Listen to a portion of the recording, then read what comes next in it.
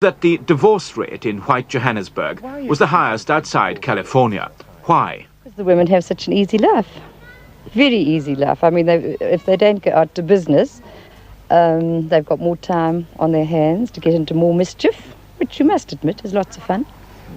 It all depends how you look at it. And this then in turn leads to the divorce. I mean, people don't... Oh, I think so. They have competitions, you know.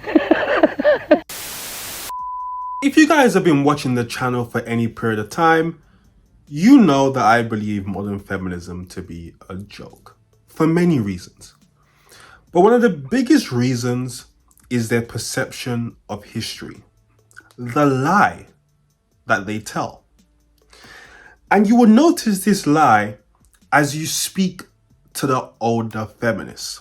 The older a feminist is, the further removed she is from this version of feminism.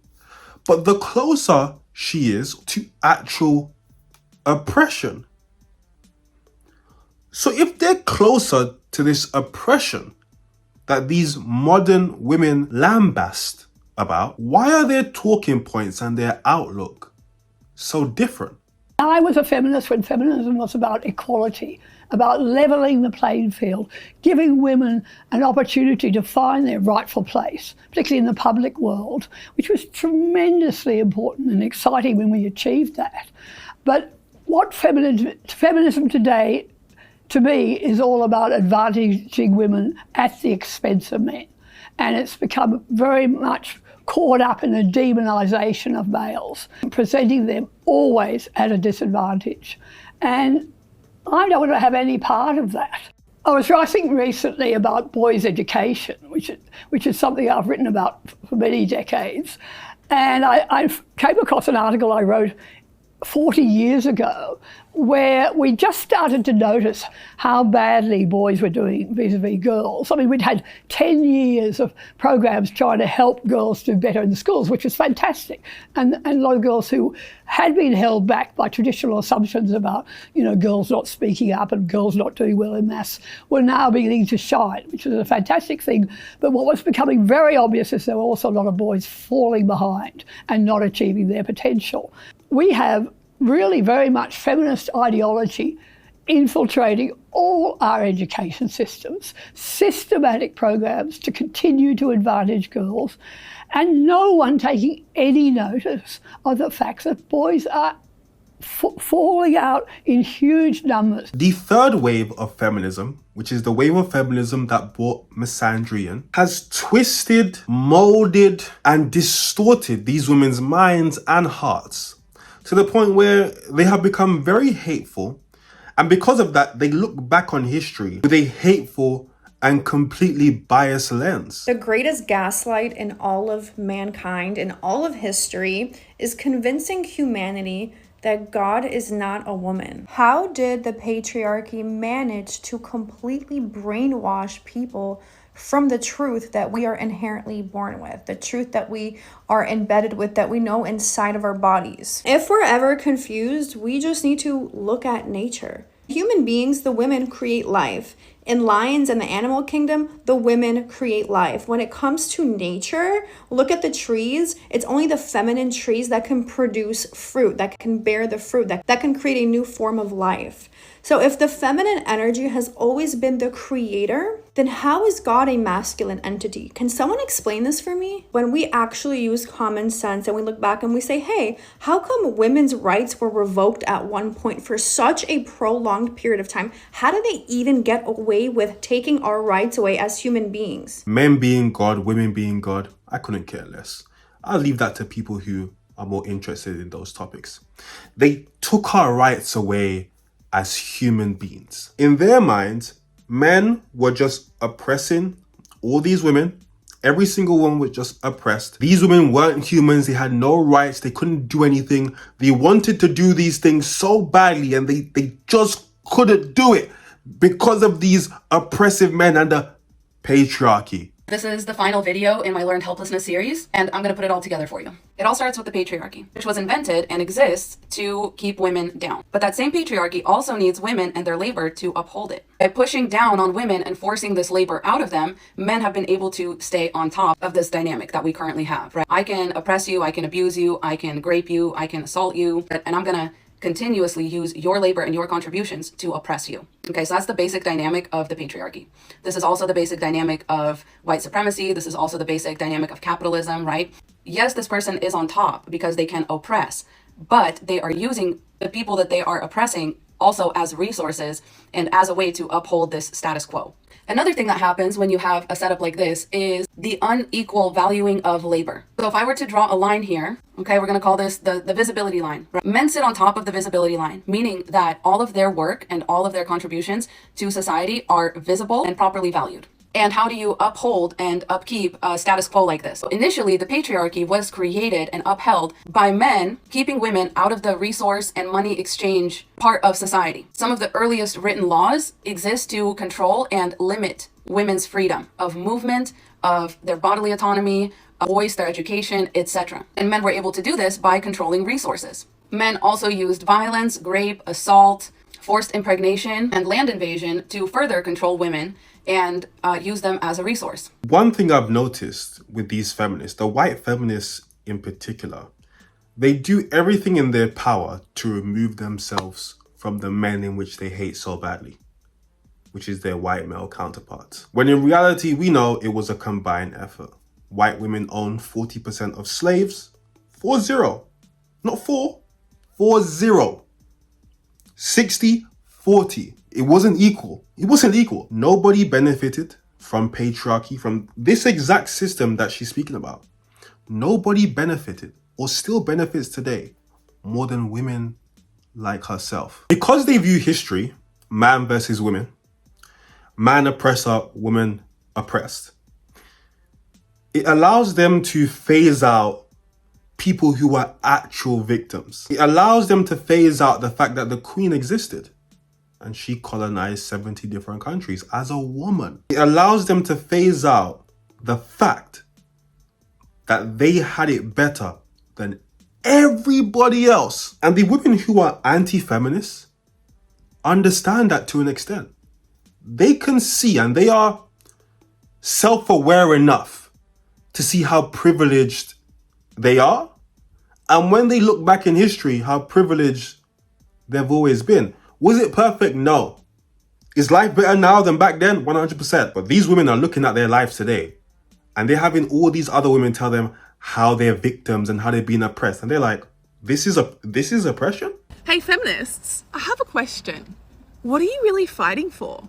I don't want to work 8 hours a day. Is this really true feminism? Do we really need these masculine qualities to feel equal? I feel like our power lies in our feminine qualities. Like, we can work, but we don't need to work. We have the right to stay home and look after our family house. We have the right to educate and nurture and look after our children. We have the right to be the best thing our husbands come home to after a day of work. I feel like true feminism lies in realizing this. We can work, but we don't have to. What do you guys think? I think true feminism should be about choice.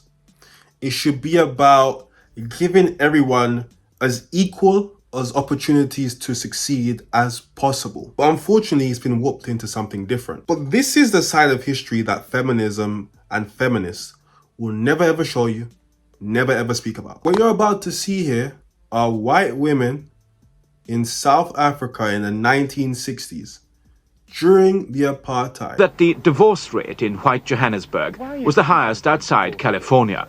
Why? Because the women have such an easy life. Very easy life. I mean, if they don't go out to business, they've got more time on their hands to get into more mischief, which you must admit is lots of fun. It all depends how you look at it. And this then in turn leads to the divorce. I mean, people don't... Oh, I think so. They have competitions, you know. What do you mean by competitions? Well, you know, how many husbands they can sort of go out with. Yes. Collect. I've got to be careful with my wording here. What is it you like about life here? I love the country I was born in. I like the way of life. We have an easy living. It's a healthy climate for children and for ourselves. And it's just, I love it. No problems. Oh, I have my problems. Certainly I do. You're saying, is life easy for women in general? Yes, very. If you wish to make it so. What makes it so easy? Videos like this make me angry for a lot of reasons. Right? This is during apartheid. We know what was happening during apartheid. They're chilling, their life's easy. Oh, life is so great. Life is so great. While other people out here suffering. Okay, cool. But this is a part of history that feminism and these feminists will never, ever talk about. Because it exposes everything. History isn't man versus woman. There's no women's history. There's no men's history. Our history is divided based on our backgrounds and where we come from. Well, I think our husbands spoil us, the majority of women, and... I'm sorry, let's go back. Well, I think our husbands spoil us, the majority of women, and we grow up in an easy way. We never have to do anything for ourselves. This is talking on an average home, of course. You get the poorer home or you get immigrants and people that refuse to have servants. But if you grow up in an average home where you do your own work, you have servants to do your work, I mean, you're taught the basic things in housekeeping. What oppression? This must be the Great Oppression. The Great Oppression.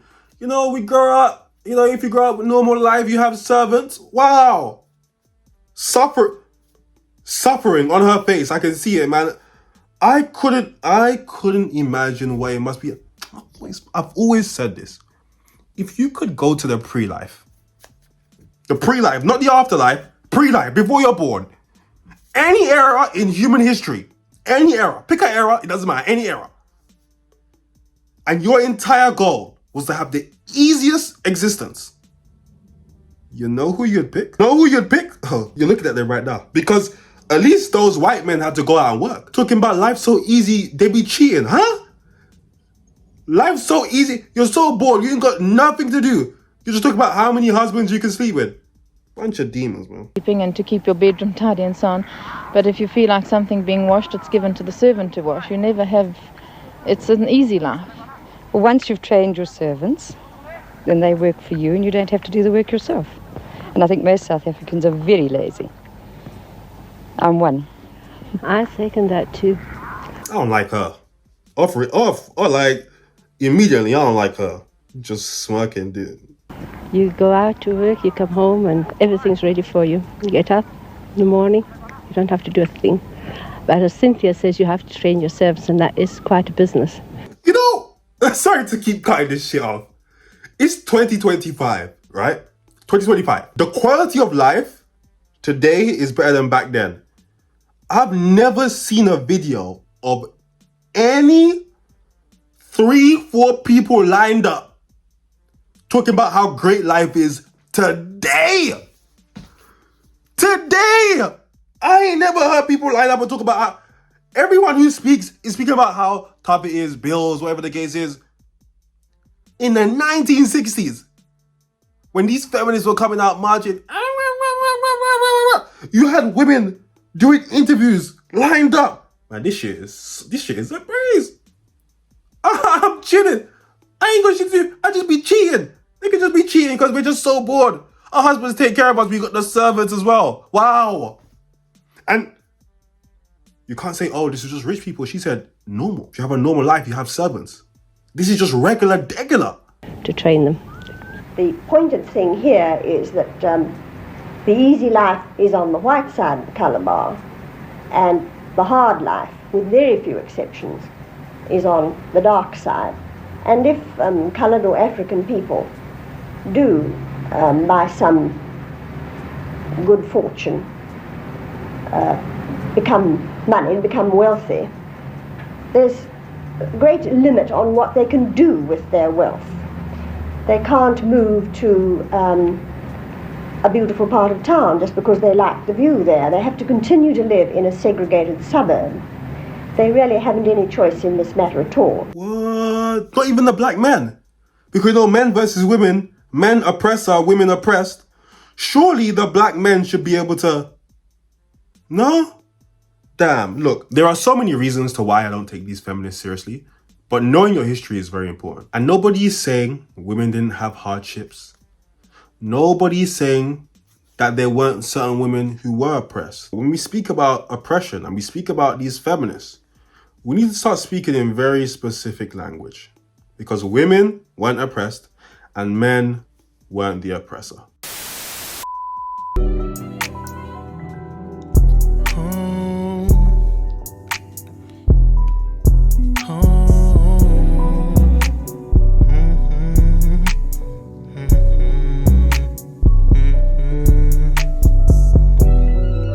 This liquor got me in my zone. Now I'm blowing up your phone. Blowing weed, smoking the ozone. I just can't let this go. This liquor got me in my zone. Now I'm blowing up your phone. Blowing weed, smoking the ozone. I just can't let this go. Girl, if I'm doing too much, just